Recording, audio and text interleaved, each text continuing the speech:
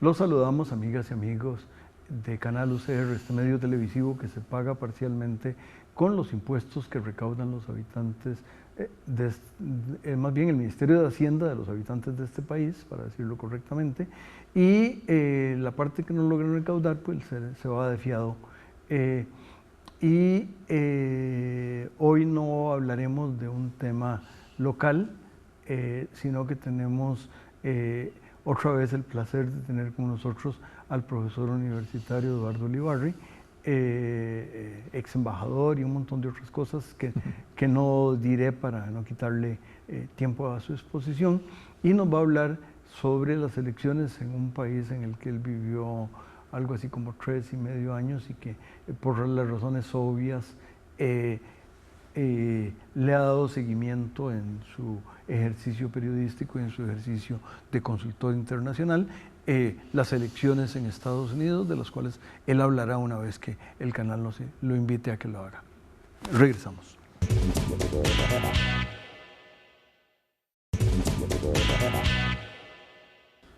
Les habíamos anunciado, amigas y amigos, que el profesor universitario Eduardo Ulibarri iba a analizar las elecciones o el proceso electoral en Estados Unidos, porque en realidad es un proceso que apenas en algún sentido arranca, escuchémoslo, por favor. Don Eduardo. Bueno, primero que nada, don Juan Rafael, muchísimas gracias por la invitación. Siempre es un placer compartir con usted y con nuestros televidentes. Efectivamente, bueno, Estados Unidos está ya imbuido en un proceso electoral que tal vez tiene como dos carriles. Hay un carril que ya es sumamente conocido y es que el presidente Donald Trump aspira a una reelección y no hay ninguna duda que él será el candidato del Partido Republicano. Y hay otro carril que es el proceso interno dentro del Partido Demócrata para escoger a quién se enfrentará a Donald Trump. Y aquí todavía no hay una decisión firme. Sí hay una situación que yo creo que hasta cierto punto es preocupante dentro del Partido Demócrata, y es que se enfrentan, más allá de los candidatos, como dos grandes concepciones sobre cuál debe ser la propuesta de ese partido de cara al electorado estadounidense. Hay una concepción que en el ámbito político de Estados Unidos uno podría definir de izquierda, un poco más rupturista, que ha estado pues encabezada o por lo menos representada en este proceso fundamentalmente por los senadores Bernie Sanders y Elizabeth Warren. Y luego hay otra dimensión, otro elemento, otra corriente que podríamos llamar más pragmática, de tratar de arreglar lo que ha sido descarrilado por Trump y más bien tomar ciertas adaptaciones y no tanto algunas rupturas, que está pues representada en gran medida por el alcalde de South Bend, Indiana, Pete Buttigieg, por el ex vicepresidente estadounidense durante el gobierno de Obama, Joe Biden, y por la senadora de Massachusetts, Amy Klobuchar. Estas dos concepciones pues se han estado enfrentando de una manera muy fuerte, y una de las grandes preguntas que uno se debe hacer, y es una pregunta que por lo menos a mí me inquieta y también a muchos otros observadores, es si el Partido Demócrata, una vez que elija a quien sea y a uno de los representantes de estas dos corrientes, si tendrá capacidad de aglutinarse después de unas primarias que están siendo muy intensas en las discusiones, de las cuales no han estado ausentes también las críticas personales entre los candidatos, y que probablemente pues van a hacer que las recriminaciones internas se agudicen en lo que todavía queda de esas primarias, de ese proceso primario. Y el otro tema que a mí me preocupa, y aquí pues ya doy mi opinión al respecto, es que yo creo que para el electorado estadounidense, candidatos como pueden ser Bernie Sanders o Elizabeth Warren, están tal vez muy a la izquierda para que sean elegibles. Y por otro lado, tenemos al presidente Trump, que durante las últimas semanas ha fortalecido mucho su posición, tanto por los problemas internos dentro del Partido Demócrata, como por el hecho de que fue exonerado por el Senado, lo cual ya se sabía, pero en todo caso simbólicamente es muy importante, del juicio político o impeachment, que si no hubiera sido exonerado habría conducido a su destitución, pero bueno, no fue así. Y además, en las últimas semanas, el grado de aceptación de su ejercicio presidencial por parte del electorado ha aumentado, está en el punto más alto desde que Trump ocupó la presidencia, y también el grado de aceptación del Partido Republicano. Entonces, bueno, esta conjunción de factores a mí me hacen suponer que si se siguen proyectando de una manera lineal, simplemente si extrapolamos estos factores linealmente, pues todo está puesto para que Trump sea reelegido. Lo cual a mí me parece que sería muy negativo para el sistema político estadounidense, para la salud de la república que es Estados Unidos, para la independencia de poderes, y por ende también sería muy negativo para el resto del mundo por razones obvias de la importancia que tiene Estados Unidos en el conjunto de las relaciones internacionales. Ya los efectos han sido muy negativos de estos casi 4 años o 3 años y medio, un poquito menos de 3 años y medio de presidencia de Donald Trump, sobre la integridad de la separación de los poderes, sobre la independencia de una gran cantidad de departamentos y de oficinas federales, incluyendo el FBI, incluyendo toda la comunidad de inteligencia, incluyendo el Departamento de Justicia. Incluso ha habido casi que un ataque frontal a la independencia del Banco Central estadounidense, el sistema de la Reserva Federal. Y esto no ha hecho sino exacerbarse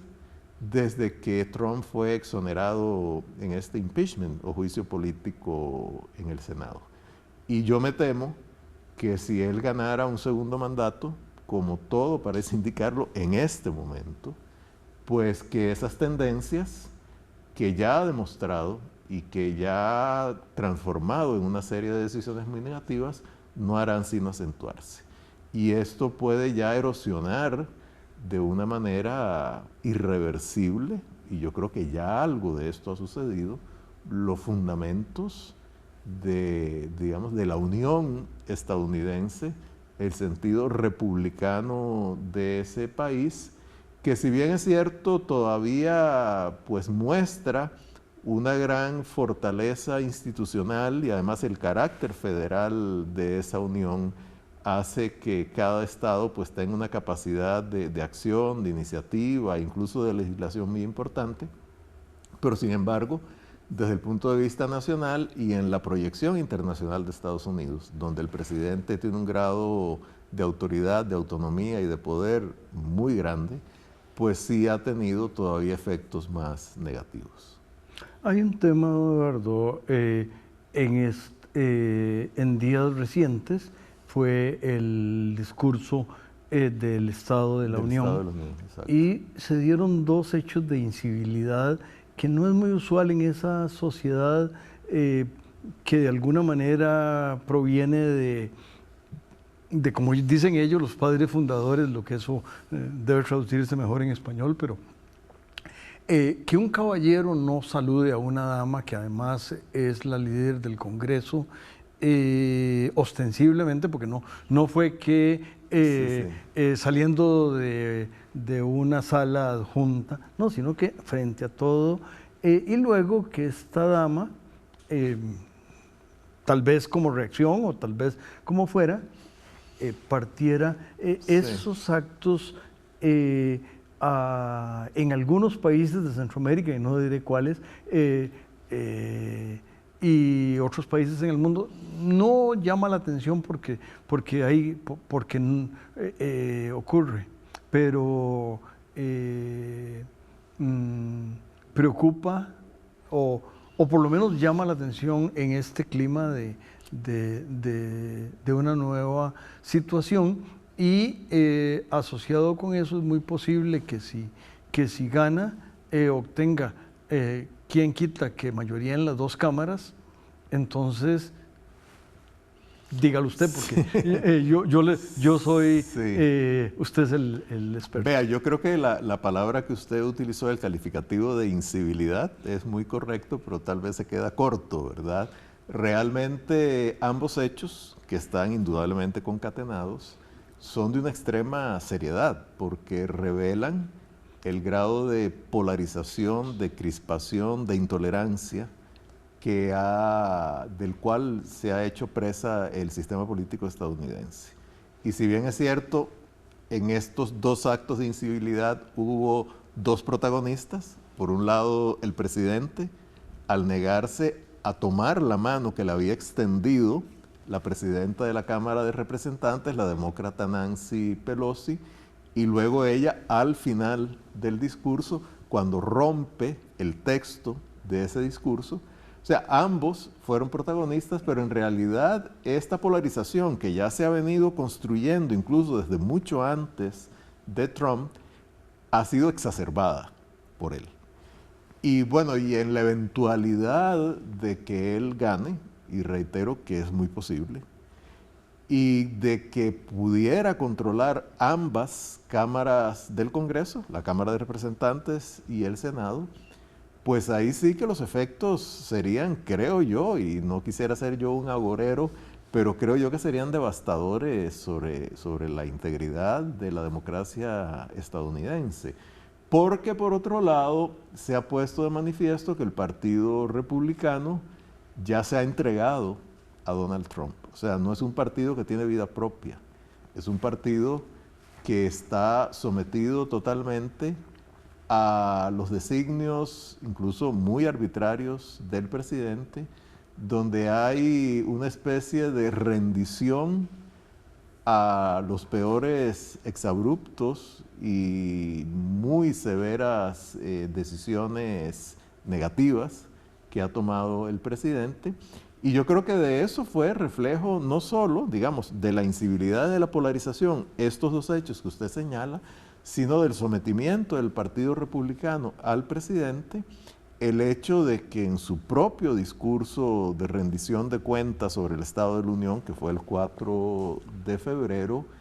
él haya hecho gala de una retórica totalmente divisoria, no el tipo de retórica de unión que ha sido lo tradicional en este tipo de discursos, y que sus seguidores, los legisladores republicanos y los invitados del presidente, pues con sus tipos de aplausos, con sus tipos de expresiones, contribuyeran a convertir ese acto que es tan solemne y que es tan fundamental y que desde 1923 hace que el presidente se presente físicamente al Congreso para rendir cuentas, antes era por escrito, hace que todavía quede más de manifiesto esa entrega del Partido Republicano a Trump. Entonces sí, son señales muy preocupantes. Dichosamente, pues la fortaleza de la institucionalidad en Estados Unidos es sólida, pero no hay solidez que aguante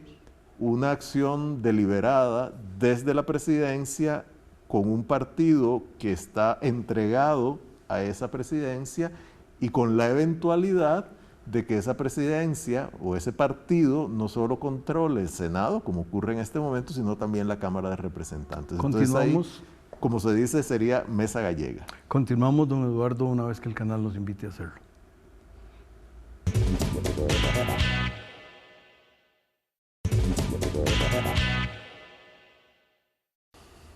Seguimos, amigas y amigos, escuchando el profundo y lleno de conocimiento, análisis de el profesor Ulibarri. Y tal vez una cosa que yo quería, don Eduardo, plantearle es, echemos 2 meses para atrás el calendario y después de una situación de indefiniciones y de cosas muy curiosas realmente, si no hubiera sido que era en serio, hubiera uno pensado que era casi una comedia lo que estaba ocurriendo en el más antiguo y más prestigioso de los parlamentos del mundo, que era el Parlamento británico. Vienen unas elecciones en las que un rubio parecido arrasa con lo que quedaba de la oposición, y esto lo digo porque cuando usted analizó la presencia de 2 senadores en el Partido Demócrata, la verdad es que el líder de los laboristas, más o menos en estilo,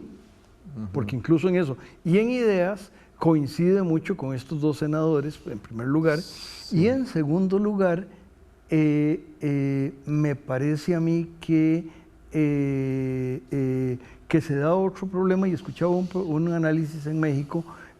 decían que estos 2 senadores votaron en contra de la ratificación del NAFTA 2 o el TMEC, como se le llama. Ambos votaron en contra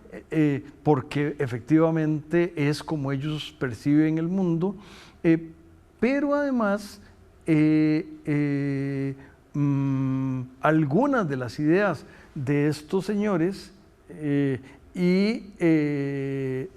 NAFTA y CAFTA podrían ser un espejo muy bueno, coinciden con el señor presidente de Estados Unidos, es decir, la enemistad con con la institucionalidad del comercio internacional. Exacto. Y con el comercio internacional, esos 2 senadores, el ex líder laborista y este presidente, forman un coro. Qué pena. Pues sí, en realidad yo creo que en Estados Unidos se ha dado dentro del Partido Republicano una especie de transformismo en lo que tiene que ver con libre comercio, porque como usted sabe perfectamente, el Partido Republicano y por ende los presidentes republicanos han sido típicamente defensores de la libertad de comercio, de la apertura y del sistema institucional que ha regido el comercio internacional, la OMC, los tratados, las reglas del juego claras, los procedimientos para la solución de controversias, etc. Y llega un presidente, Donald Trump, del Partido Republicano, que empieza a dar una serie de muestras absolutamente proteccionistas, de un gran irrespeto por el sistema internacional en general, pero el sistema internacional de comercio basado en normas, con una visión muy transaccional de las relaciones internacionales y de las relaciones internacionales. Yo te doy si vos me das, y con una concepción de que lo que uno gana en una sociedad de comercio, lo que yo gano como país tiene que ser a expensas de otro y no que los dos podemos ganar. Esa concepción se ha convertido ya casi como en moneda común dentro del Partido Republicano, lo cual es muy preocupante. Y del lado, si saltamos el Atlántico y vamos a Londres, pues sí ha sido una concepción tradicional del Partido Laborista durante algún tiempo. Se atemperó mucho durante la llamada tercera vía de Tony Blair, cuando sustituyó a Margaret Thatcher, pero se agudizó esa actitud proteccionista, y yo diría que ya militantemente proteccionista, con el líder laborista que fue seleccionado, Jeremy Corbyn, de una izquierda extrema en el contexto británico, que además el Reino Unido tiene una tradición de socialismo democrático y de laborismo bastante grande, pero Jeremy Corbyn tan extremo que llegó al punto de hablar en su oportunidad favorablemente de Hugo Chávez, ese tipo de cosas que lo volvieron a él y a su partido prácticamente inelegibles. Y en las elecciones que hubo en el Reino Unido en diciembre, pues el colapso, o sea, no solo fue que los conservadores, dirigidos por Boris Johnson, el mechudo de pelo rubio, tuvieron una enorme victoria, sino que los laboristas tuvieron una enorme derrota. Y yo creo que eso es algo que los demócratas en Estados Unidos deberían tomar muy en cuenta. Si llegaran a seleccionar un candidato o una candidata que en el contexto político estadounidense se vea como muy de izquierda. Y es muy grave, me parece, y estuve escuchando unos analistas mexicanos, creo que a las amigas y amigos eso de que yo le dé seguimiento a cosas mexicanas tal vez no les sorprenda. Resulta que hay dos cosas llamativas. En su campaña, el actual presidente dijo que los mexicanos iban a pagar por el muro. Sí. Pues lo están pagando, pero están pagando no el muro en el Río Bravo, el muro del Suchiate. Exacto. Porque la Guardia Nacional, que la crearon para crear la seguridad ciudadana, ahora es la que está deteniendo hondureños, etc. Sí, sí. Esa es una de las cosas. La otra que escuché, que también es muy preocupante, es un poco por qué perdió doña Hillary. Y lo que decían es, ese grupo de izquierdistas del Partido Demócrata, cuando no quedó su líder,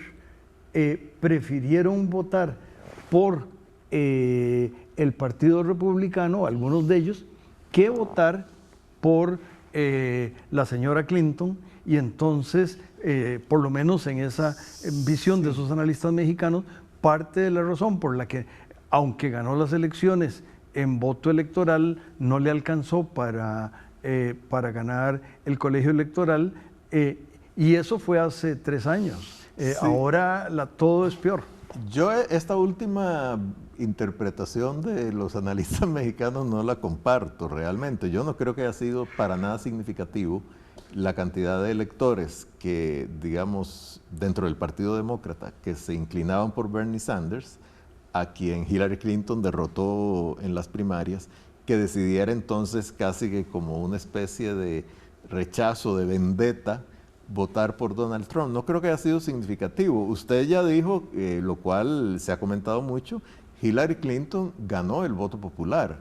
Sin embargo, por el sistema tan peculiar que tiene en Estados Unidos de colegios electorales, se puede ganar, y no es la primera vez que sucede, se puede ganar la elección de presidente sin tener la mayoría de los votos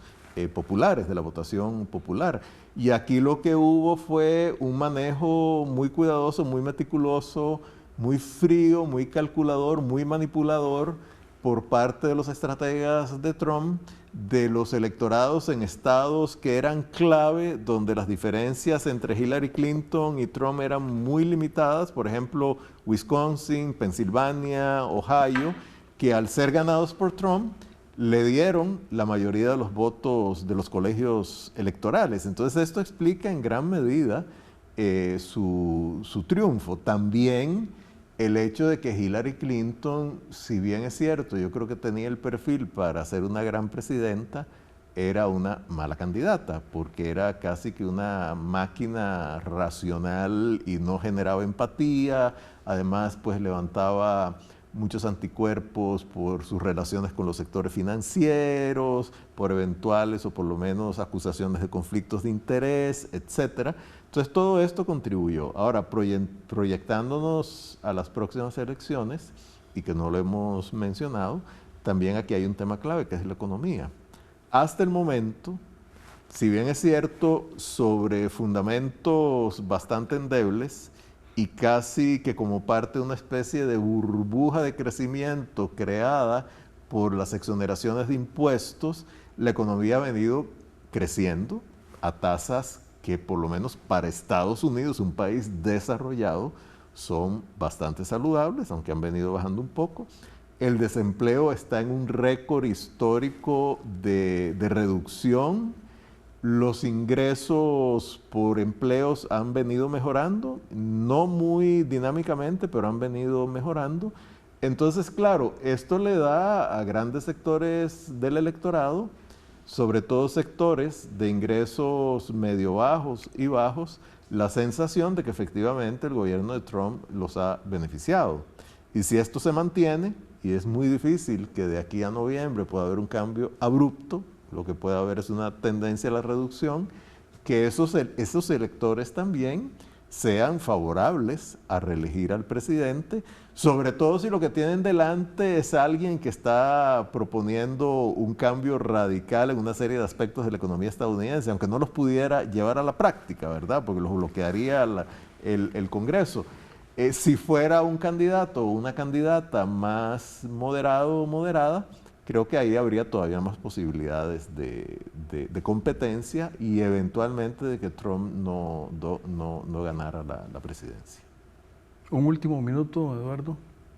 Bueno, creo yo que el último minuto pues es decir que yo sinceramente en este momento estoy pesimista sobre el resultado, y pesimista porque a mí me parece que una nueva elección de Trump o una reelección sería muy negativo para Estados Unidos. Creo que nada en política se puede dar por descontado, sobre todo con prácticamente 9 meses o 8 meses y medio antes de las elecciones del 3 de noviembre, pero que en este momento las tendencias benefician a Trump, y que a menos que los demócratas escojan un candidato o candidata que tenga posibilidades de ser elegido, que se unan alrededor de ese candidato o candidata y que logren, por un lado, atraer electores independientes y movilizar a sus bases, difícilmente van a poder ganar la elección. Pues le agradecemos, don Eduardo. Estoy seguro que las amigas y amigos que esperamos que se queden con Canal UCR también le agradecen, y los invitamos a que en este 20 aniversario de Economía y Sociedad, 80 aniversario de la UCR, nos sigan acompañando en las próximas semanas. Muchas gracias, don Eduardo. Muchas gracias y felicidades por el aniversario también.